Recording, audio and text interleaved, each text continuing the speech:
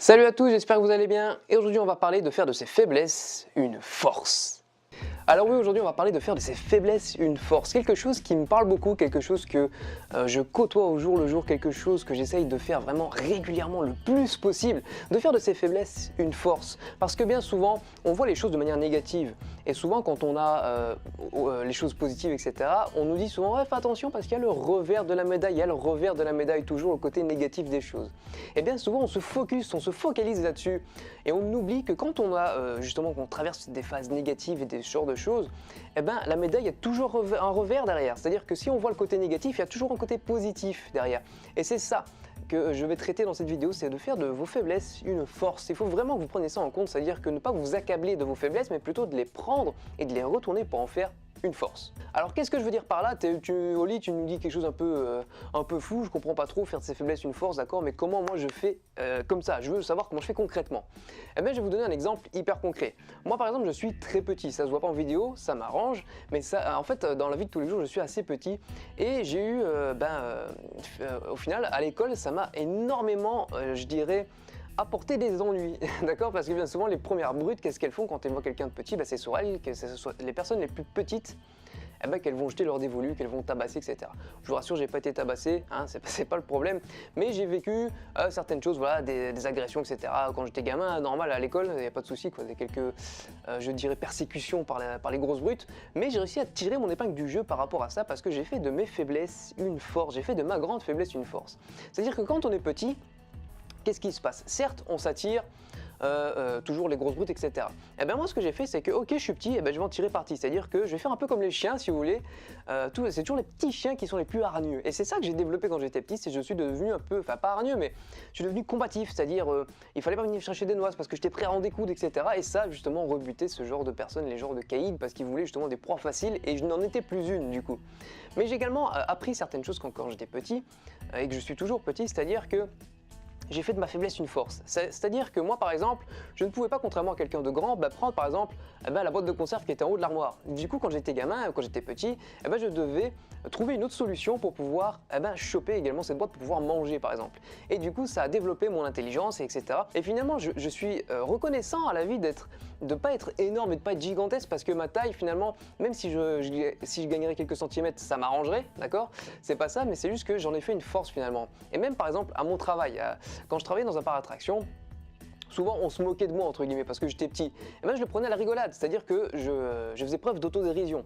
Et en fait on me disait, on avait des toises, des genres de bouts de bois pour mesurer en fait les enfants qui venaient aux attractions pour savoir s'ils pouvaient ou pas aller justement sur l'attraction. Et du coup on me surnommait la toise. Donc ce qu'on avait c'était une toise, et ils me surnommaient la toise. Et ils me disaient ouais toi t'as pas besoin justement de mesurer les gens, etc. Et du coup moi j'ai décidé de prendre ça de manière positive, c'est-à-dire que moi je venais en premier, je disais hey, la toise est arrivée, etc. Et en même temps quand les gens venaient pour l'attraction, je faisais comme ça. Voilà, je mettais ma toise à côté, je faisais comme ça. Ouais, je regardais, ok c'est bon, ok c'est bon. D'une part, moi ça m'amusait, ça amusait les gens et ça amusait tout le monde et finalement tout le monde s'en sortait gagnant. Et du coup, j'étais même plus apprécié par mes collègues grâce à ça. Donc c'est vraiment quelque chose que vous devez prendre en compte. Faites de vos faiblesses une force. Faites de quelque chose que vous ne faites pas bien, faites-en votre force, faites-en votre atout. Regardez par exemple Henry Ford. Henry Ford n'était pas quelqu'un de très cultivé, mais du coup, il a quand même réussi à avoir une fortune monumentale. Comment est-ce qu'il a fait? C'est-à-dire qu'il a pris ses faiblesses, il a dit ok, moi je ne connais pas grand-chose, je suis pas très intelligent, j'ai pas une grande culture générale, etc. Eh ben ok, ce que je vais faire, c'est que je vais demander à d'autres personnes qui eux savent pour savoir à ma place. Donc il a fait de sa faiblesse quelque part une force parce qu'il s'est entouré de personnes extrêmement compétentes dans divers domaines. Lui était entre guillemets spécialiste ou qu'il y avait un savoir un peu spécialisé dans un seul domaine particulier, mais tout le reste il n'en avait aucune connaissance. Mais il payait d'autres personnes pour savoir ce genre de choses à sa place. Donc essayez vraiment de faire de votre, je dirais, de votre inconvénient une force. Faites comme moi j'ai fait. J'ai pris une feuille, j'ai mis petit, ok, à quoi ça sert? Qu'est-ce que je peux faire en tant que petit? Qu'est-ce que je peux faire en tant que personne petite?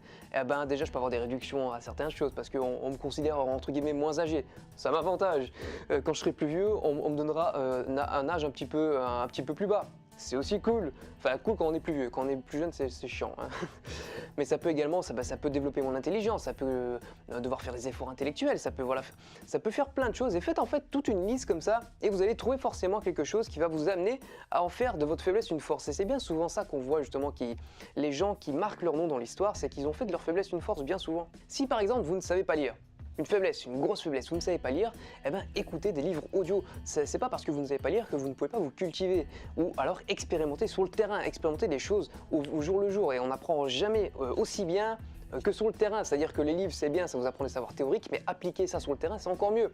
Donc vous voyez que même étant dyslexique, même étant ne sachant pas lire, vous pouvez vous en sortir mieux que d'autres personnes qui ont fait par exemple 5 ans d'études ou 10 ans d'études, simplement en expérimentant d'une manière efficace, en prenant de vos faiblesses, d'en faire une force. Ok, je sais pas lire, eh ben je vais faire une force de ce genre de choses, boum, je vais amener ça sur le terrain, je vais appliquer des choses sur le terrain, et qui sait, je vais même développer je dirais une méthode pour apprendre aux dyslexiques à se démerder dans la vie, à apprendre à lire, etc. Et au final, vous allez en faire une force. Il y a d'ailleurs une histoire qui me revient en tête de Dale Carnegie, je crois que c'était Dale Carnegie, qui expliquait, je crois, c'était avec son fils qui était malentendant, et du coup qui partait avec une énorme faiblesse dans la vie. Et du coup en fait à cette époque-là, ça remonte dans les années 1900, au début 1900, et ben, il y avait les premiers appareils auditifs qui ont vu le jour parce qu'ils se sont rendus compte que le son passait bien à travers les dents, etc. Enfin, je vous passe les détails. Et en fait, ce gamin-là s'est dit, eh ben, ok, moi je vais justement développer ça, je vais justement démocratiser ce genre de choses, et ça a fait justement une personne très importante et très influente dans le domaine, parce que ça a été une des premières personnes à développer ce genre de choses, ce genre d'appareil pour les malentendants. Donc vous voyez que même en ayant une faiblesse physique monumentale dès le début de votre enfance, dès que vous êtes de votre naissance, vous pouvez en faire une force et tirer parti de ce genre de choses et faire justement de grandes choses. Encore une chose qui me vient en tête, Stephen Hawking, un des plus grands mathématiciens et physiciens de notre siècle. Il est tétraplégique, c'est-à-dire qu'il ne peut plus bouger, il est paralysé de la tête aux pieds. Qu'est-ce qu'il s'est dit? Ok, je peux plus bouger, je peux plus faire ci, ça, ça. Eh ben, il me reste une chose, mon esprit. Je vais le développer un maximum et je vais apprendre un maximum de choses. Aujourd'hui, c'est l'une des personnes les plus intelligentes de notre monde au jour d'aujourd'hui, alors que c'est un tétraplégique. Si lui arrive à faire quelque chose de sa vie, quelque chose d'aussi impactant, d'être aussi célèbre que ça, vous pouvez le faire aussi. Donc vous voyez qu'à travers ces petits exemples, vous pouvez faire de vos faiblesses une force monumentale et en fait, de faire de votre faiblesse votre plus grande force. C'est ce que je vous souhaite, et n'hésitez pas à faire justement une liste de choses. Par exemple, Stephen Hawking a peut-être agi comme ça et s'est dit ok, je peux pas bouger, je peux pas faire ci, qu'est-ce qui me reste au final? Ok, ben finalement j'ai encore mon esprit peut me permettre d'apprendre énormément de choses et d'impacter le monde. Hop, ok, je mise tout là-dessus. Faites ce genre de choses et prenez une décision, et surtout ne revenez jamais en arrière. C'est quelque chose vraiment que vous devez développer au jour le jour. Développer, c'est pas quelque chose en claquant des doigts que vous allez avoir directement du jour au lendemain, c'est quelque chose qui se travaille, quelque chose qui se développe, et l'humour, je trouve, est vraiment quelque chose, une arme monumentale dans ce genre de choses pour faire de vos faiblesses une force, parce que vous allez vous tourner en dérision. Et du coup, si vous vous moquez de vous-même, personne ne se moquera de vous derrière parce que vous l'avez déjà fait. Vous voyez ce que je veux dire? Ça reste déjà une force également de faire preuve d'autodérision. Donc j'espère que cette vidéo vous a plu. N'hésitez pas à lâcher un pouce bleu comme d'habitude et à partager sur les réseaux sociaux, que ce soit sur Facebook, sur Twitter, etc. Sur tous les réseaux sociaux que vous voulez, et à vous abonner si ce n'est pas encore fait pour ne rien rater. Parce que c'est toujours une vidéo pendant 100 jours, je n'ai toujours pas oublié, et on a passé le cap des 60, je suis content. J'en vois le bout, j'arrive à la fin. Et pour ceux qui me demandent, je réponds dans cette vidéo, non, j'ai pas de sujet spécialement pour traiter les autres vidéos prochaines. C'est-à-dire que je fais ça vraiment au compte-gouttes quand les choses me viennent en tête, quand les idées me viennent, etc. Et quand j'ai envie de partager quelque chose, je fais ça vraiment au débeauté, comme ça au pif. Enfin au pif. C'est quelque chose quand même qui reste intéressant, je pense, et qui vous intéresse. Sur ce, bon, je vous laisse. N'oubliez pas, comme d'habitude, à vous abonner si ce n'est pas encore fait. Et n'oubliez pas, les amis, la vie est un jeu. Alors, amusez-vous bien. Ciao!